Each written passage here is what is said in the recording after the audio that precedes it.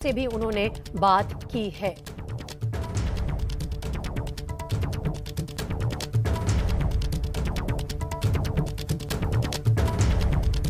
तो टीएमसी सांसद नुसरत जहान ने ये एक बड़ी घोषणा की है अपनी शादी को लेकर।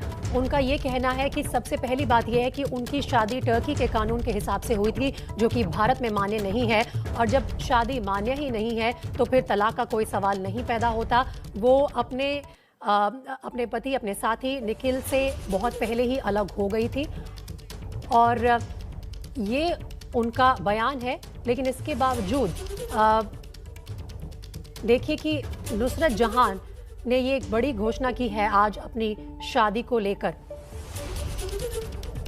बिजनेसमैन है निखिल जैन और 19 जून 2019 को उनका विवाह हुआ था। लेकिन उनका कहना यह है कि शादी टर्की के कानून के हिसाब से हुई थी। तो चलिए एक बार जानते हैं कि नुसरत ने अपनी शादी को लेकर क्या बयान दिया है।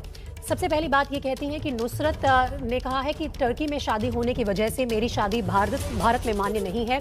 दूसरी बात, नुसरत ने कहा कि अंतरधार्मिक विवाद स्पेशल मैरिज एक्ट के तहत नहीं हुआ।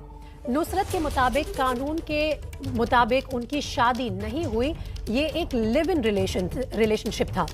नुसरत ने यह भी कहा है कि जब शादी कानूनन नहीं हुई तो तलाक का सवाल ही नहीं उठता। साथ ही अगले पॉइंट में नुसरत के मुताबिक मैं अपने पति से काफी पहले से अलग हो चुकी थी और इसे जाहिर नहीं करना चाहती थी। चलिए सीधा चलते हैं मेरी सहयोगी मनोज्ञा लोए